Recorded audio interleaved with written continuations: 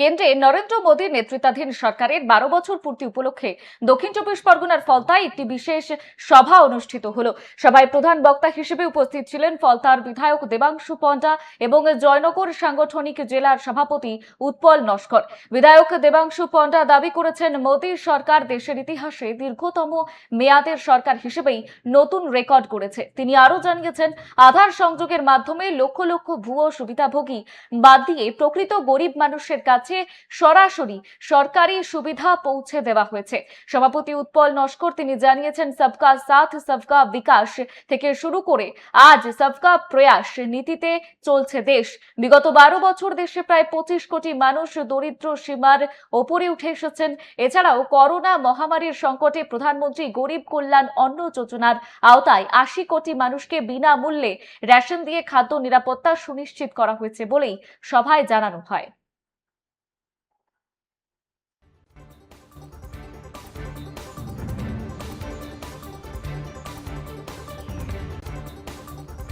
এই মুহূর্তে ফলতার দিকে নজর রয়েছে আমাদের। মোদী সরকারের 12 বছর পূর্তি, আর সেই উপলক্ষে জেলায় জেলায় পুজোর আয়োজন করা হয়েছিল, সেই চিত্র আপনাদের বারবার দেখিয়েছি। তবে এবার ফলতায় খতিয়ান পেশ করা হয়েছে। রেকর্ড এবং উন্নয়নের দাবিতে সেই খতিয়ান পেশ করা হয়েছে। যেমনটা জানাচ্ছিলাম, কেন্দ্রে নরেন্দ্র মোদী নেতৃত্বাধীন সরকারের 12 বছর পূর্তি উপলক্ষে দক্ষিণ চব্বিশ পরগনার ফলতায় একটি বিশেষ সভা অনুষ্ঠিত হলো।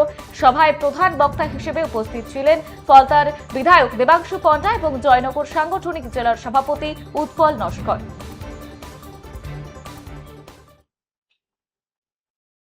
কদিন পরে কাল পরশুর মধ্যে প্রোডাকশন মুখ্যমন্ত্রী আমাদের ফলতায় আসছে। সম্মানীয় মুখ্যমন্ত্রী পরে আমি অত্যাচার করে আছে সব জেলের ভেতরেই আছে।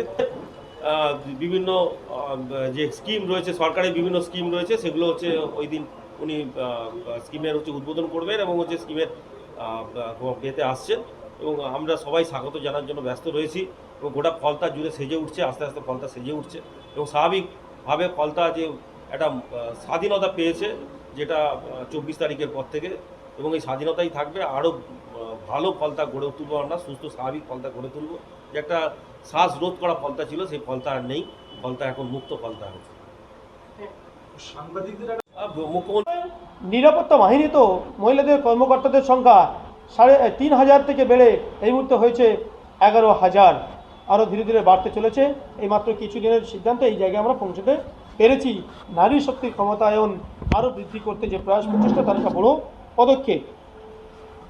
এছাড়া আছে জল জীবন মিশন, এর অধীনে প্রায় 16 কোটিরও বেশি ঘরে বিশুদ্ধ পানীয় জল পৌঁছে গেছে। কিন্তু সেই একই কথা আবার সংযোজন করতে হচ্ছে। দুর্ভাগা পশ্চিমবঙ্গবাসী, নল আছে জল নাই। কিন্তু এবারে আমরা দেখেছি নতুন সরকার গঠনের পর আমাদের মুখ্যমন্ত্রী তার চিন্তাভাবনা এবং কেন্দ্রীয় সরকার তথা মোদীজির যে ভাবনা, যেভাবে আমাদের সামনে তুলে ধরেছে, খুব তাড়াতাড়ি সমস্ত বাড়িতে আর বিশুদ্ধ পানীয় জল সুব্যবস্থা করার যে প্রয়াস এবং প্রচেষ্টা নিয়েছে, আমরা তার সুফল খুব তাড়াতাড়ি পাবো বলে আমরা দৃঢ় বিশ্বাসী।